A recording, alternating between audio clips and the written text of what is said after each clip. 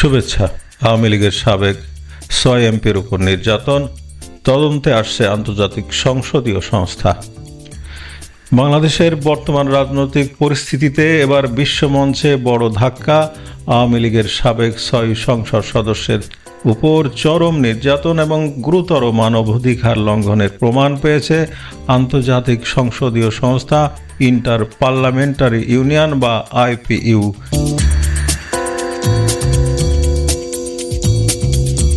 সংস্থাটি একে অভিহিত করেছে সংগঠিত রাজনৈতিক নিধন এবং প্রতিশোধের মহা উৎসব হিসেবে। কূটনৈতিক সূত্র থেকে জানা গেছে, IPU এর সেক্রেটারি জেনারেলের পাঠানো একটি চিঠি সরকারের উচ্চমহল, স্বরাষ্ট্র মন্ত্রণালয় এবং পুলিশ প্রশাসনের ভেতরে ব্যাপক তোড়জোড় সৃষ্টি করেছে। চিঠিতে পরিষ্কার বলা হয়েছে, এই সংসদ সদস্যের উপর চালানো নির্যাতন আন্তর্জাতিক মানবাধিকার মানদণ্ডের চরম লঙ্ঘন।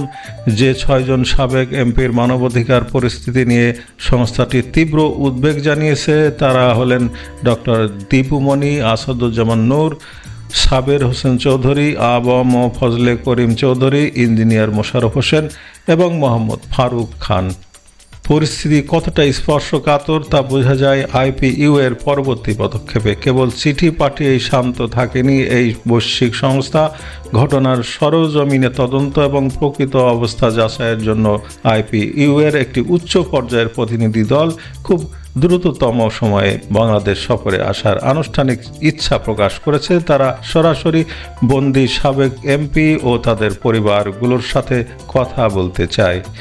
রাজনৈতিক বিশ্লেষকরা মনে করছেন, আন্তর্জাতিক এই সংস্থার কঠোর অবস্থান বর্তমান প্রশাসনের জন্য বড় ধরনের কূটনৈতিক পরীক্ষা। যদি এই তদন্তে প্রশাসন সহযোগিতা করতে ব্যর্থ হয় কিংবা নির্যাতনের অভিযোগগুলো চূড়ান্তভাবে প্রমাণিত হয়, তবে বিশ্বমঞ্চে সরকারের গণতান্ত্রিক বৈধতা নিয়ে বড় প্রশ্ন উঠবে। শুধু তাই নয়, এর ফলে আসতে পারে আন্তর্জাতিক নিষেধাজ্ঞা, এমনকি IPU-তে বাংলাদেশের সংসদীয় সদস্যপদ স্থগিত হয়ে যাওয়ার মতো বড় ঝুঁকি তৈরি হতে পারে। বিশ্ব সংস্থার এমন কঠোর অবস্থানের পর সরকার এখন কী পদক্ষেপ নেয় সেটা দেখার বিষয়। আন্তর্জাতিক এই চাপ কি সামলাতে পারবে বর্তমান প্রশাসন? আপনাদের কি মতামত কমেন্ট করে আমাদের জানান। ভিডিওটি ভালো লাগলে লাইক ও শেয়ার করুন। ধন্যবাদ।